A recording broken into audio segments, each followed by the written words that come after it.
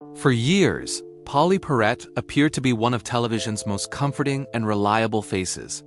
Warm, bright, and familiar, she wasn't just another actress to viewers. She felt like someone you could trust, someone who showed up every week with consistency and heart. But behind that reassuring image was a woman carrying fear, silence, and experiences that were never fully addressed when it mattered most. Now, at 56, Pauley Perrette has finally acknowledged why she vanished from the spotlight and what it truly cost her to survive. Long before fame, stability was never guaranteed in her life. Born in New Orleans, Pauley grew up constantly moving, living in more than a dozen places across the southern states, the Northeast, and eventually California. By the time she was a teenager, being the outsider had become normal. That kind of upbringing teaches you how to read people quickly, when to speak, and when staying silent is safer. Those lessons would follow her into adulthood. Unlike many future actors, Pauley was never chasing Hollywood dreams. Her interests leaned toward understanding crime and human behavior. She studied sociology, psychology, criminology, and criminal justice, eventually enrolling at John Jay College. She wanted answers about why people hurt each other and why systems fail those who need protection. While studying, she survived however she could, bartending in underground clubs, working on dinner cruises, and immersing herself in New York's alternative culture. It was raw, exhausting, and real, and it shaped her deeply. Trauma entered her life early. As a teenager, she survived sexual assault, something she would not publicly speak about until many years later.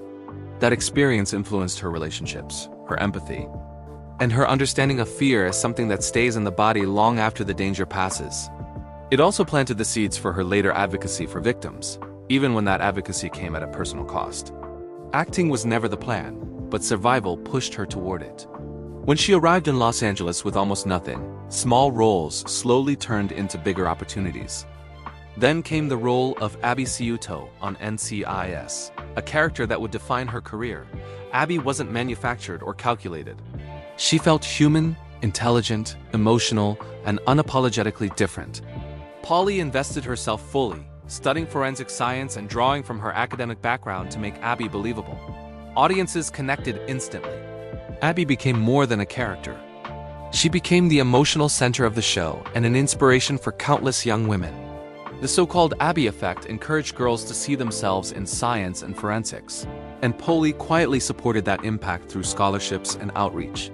But behind the scenes, the pressure was relentless. She appeared in every episode for years, delivering constant energy while exhaustion and fear quietly built up. As NCIS reached record-breaking success, Pauley's personal life became increasingly difficult. Past trauma, abusive relationships, stalking, and real-world assaults followed her. She continued working through it all, maintaining the image of stability while anxiety and hypervigilance became daily realities.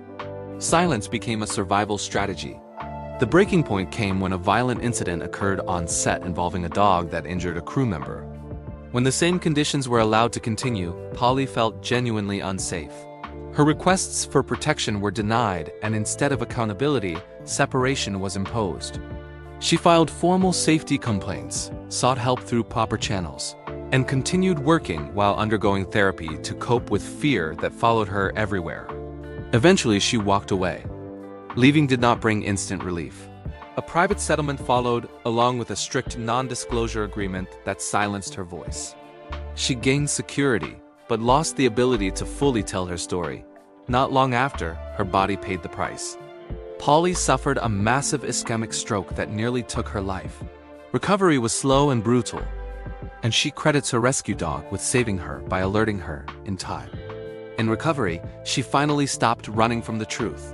She confirmed she left acting because she felt unsafe, that therapy was necessary, and that her silence was enforced, not chosen.